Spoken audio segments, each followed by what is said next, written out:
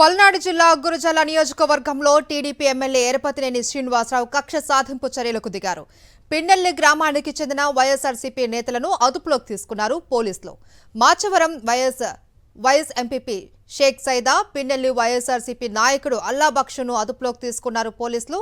కూటమి ప్రభుత్వం అధికారంలోకి వచ్చినప్పటి నుంచి పిన్నెల్లి వదిలిపెట్టి తెలంగాణలోని మల్లారెడ్డిగూడెంలో నివాసం ఉంటున్నారు వైఎస్ ఎంపీపీ షేక్ సైదా. కూటమి ప్రభుత్వం అధికారంలోకి వచ్చిన నాటి నుంచి ఊరు వదిలిపెట్టి పిడుగురాల మండలం అగ్రహారంలో ఉంటున్నారు అల్లాబక్షు.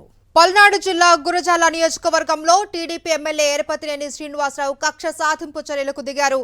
పిన్నెల్లి గ్రామానికి చెందిన వైఎస్ఆర్సీపీ నేతలను అదుపులోకి తీసుకున్నారు పోలీసులు. మాచవరం వైఎస్ ఎంపీపీ షేక్ సైదా, పిన్నెల్లి వైఎస్ఆర్సీపీ నాయకుడు అల్లాబక్షును అదుపులోకి తీసుకున్నారు పోలీసులు. కూటమి ప్రభుత్వం అధికారంలోకి వచ్చినప్పటి నుంచి పిన్నెల్లి వదిలిపెట్టి తెలంగాణలోని మల్లారెడ్డిగూడెంలో నివాసం ఉంటున్నారు వైఎస్ ఎంపీపీ షేక్ సైదా. కూటమి ప్రభుత్వం అధికారంలోకి వచ్చిన నాటి నుంచి ఊరు వదిలిపెట్టి పిడుగురాల మండలం అగ్రహారంలో ఉంటున్నారు అల్లాబక్షు. వారం రోజుల క్రితం వైఎస్ జగన్మోహన్ రెడ్డిని కలిసి పిన్నెల్లిలో తెలుగుదేశం పార్టీ అరాచకాలను వైఎస్ఆర్సీపీ అధినేత దృష్టికి తీసుకెళ్లారు షేక్ సైదా, అల్లాబక్షు. వైఎస్ జగన్ను కలిసి పిన్నెల్లి గ్రామ పరిస్థితిని వివరించినందుకు షేక్ సైదా, అల్లాబక్షులపై కక్ష పెంచుకున్నాడు టీడీపీ ఎమ్మెల్యే ఎరపతినేని శ్రీనివాసరావు. తెలంగాణలోని మల్లారెడ్డిగూడెంకు టీడీపీ వాహనాల్లో వెళ్లిన పోలీసులు షేక్ సైదాను అదుపులోకి తీసుకున్నారు. ఇదే అంశానికి సంబంధించి మరింత సమాచారం మా ప్రతినిధి అశోక్ లైవ్ లో అందిస్తారు. అశోక్, పల్నాడు జిల్లాలో చాలా దారుణమైన పరిస్థితి మనం చూస్తూ ఉన్నాము.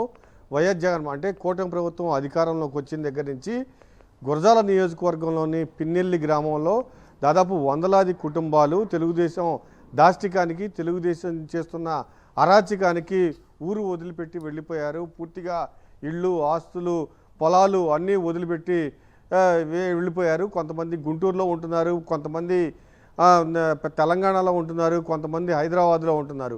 పూర్తిగా ఇళ్లపైన దాడులు చేస్తూ తెలుగుదేశం నాయకులు పిన్నెల్లిలోని వైఎస్ఆర్ కాంగ్రెస్ పార్టీ నాయకుల ఇళ్లపై దాడులు చేసి విధ్వంసం సృష్టిస్తున్నారు. ఇళ్లలో సామాగ్రి పగలగొడుతున్నారు. ఇంటికి పిన్నెల్లి గ్రామంలో కనుక అడుగు పెడితే పూర్తిగా ఎవరైతే వైఎస్ఆర్ కాంగ్రెస్ పార్టీ నాయకులు అడుగు పెట్టారో వాళ్ళని చావబోతున్నారు. ఈ నేపథ్యంలో పిన్నెల్లి గ్రామస్తులంతా కొంతమంది కలిసి వైఎస్ జగన్మోహన్ రెడ్డికి తెలుగుదేశం పార్టీ నేతలు చేస్తున్న అరాచకాన్ని ఆయనకు వివరించారు. ఆయన కూడా త్వరలో చలో పిన్నెల్లి గ్రామ కార్యక్రమాన్ని నిర్వహిద్దామని కూడా వాళ్ళతో చెప్పారు. ఖచ్చితంగా మీరంతా ధైర్యంగా ఉండండి అంటూ వాళ్ళకి భరోసా ఇచ్చారు.